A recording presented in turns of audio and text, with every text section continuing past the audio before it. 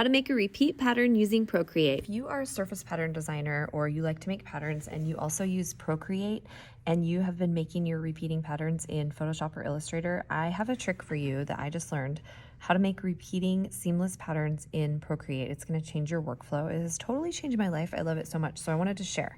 So first things first, I have a preset canvas.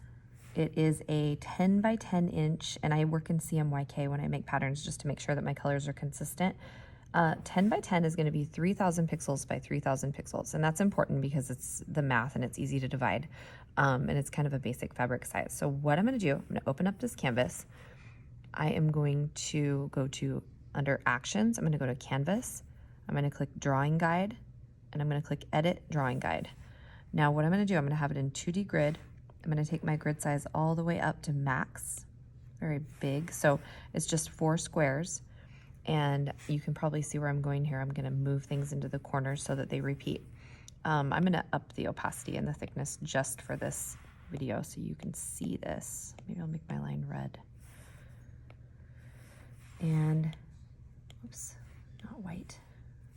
Hit done. Ah, it always happens. Okay, hit done. Okay, so I have this grid here. Now what I'm going to do, I've already copied something from one of my other canvases, so I can just use this as an example.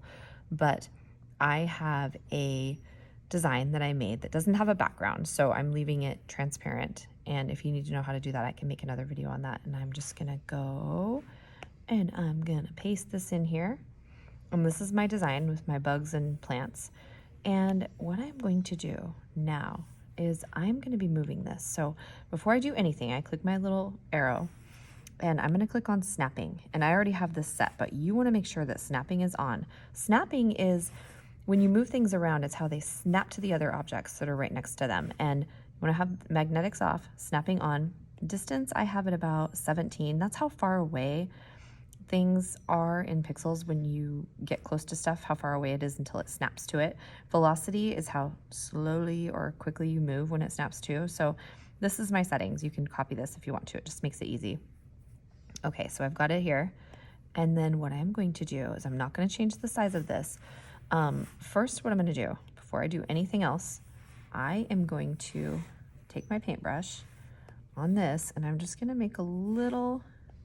And I don't want to paint over anything because I'm going to be erasing this, but I'm just going to make little dots in the corners. I used a bright yellowish green so that I could see it. And I'll tell you why we're going to do that in a second. You will be erasing that, so don't worry about it.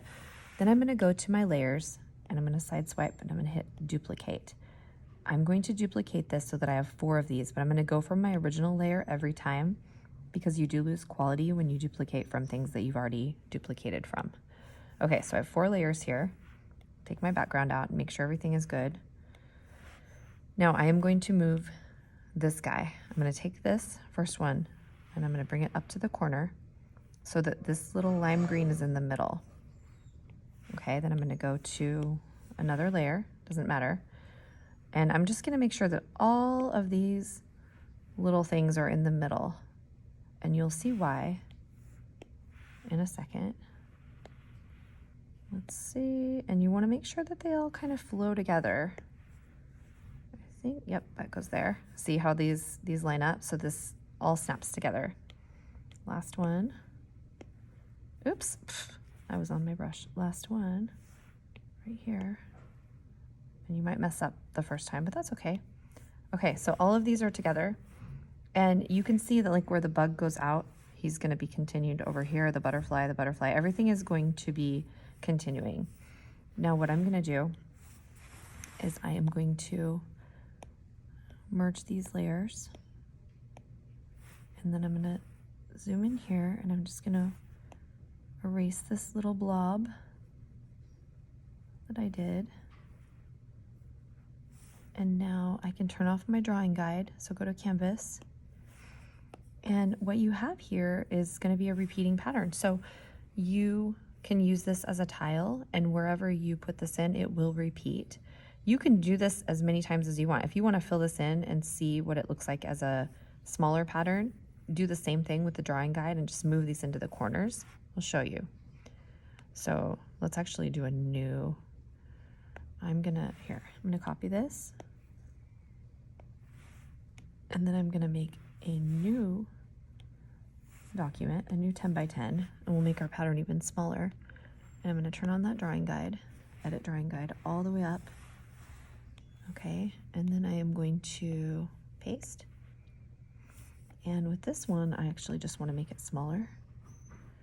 And then what I can do is I can duplicate, remember to go down to your original layer, duplicate, duplicate, and just to test that these all work, they should all fit together. And you know, pay attention when you're moving them around because sometimes I put them in the wrong spot. And then you can turn your drawing guide off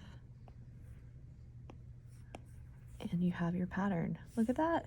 What I really like about this is that if you don't have, so this has a background color on, you can turn off the background or you can turn on the background and you can change your background color to whatever you like. I love this. I love to mess with the background color a little bit. And there you have your repeating pattern. And I would always suggest that when you're posting things on social media, put your signature or your watermark into your pattern, or maybe show it in a mock-up instead of just using it as a tile. If it's a repeating tile like this, people that are unethical can steal it and use it, and it'll be low quality, and you'll see it on Amazon and Shein and places like that. So do be careful when you're posting your patterns not to post full versions of them. Okay, thanks for watching. Hope you try this. Put any questions in the comments and I'll be sure to answer.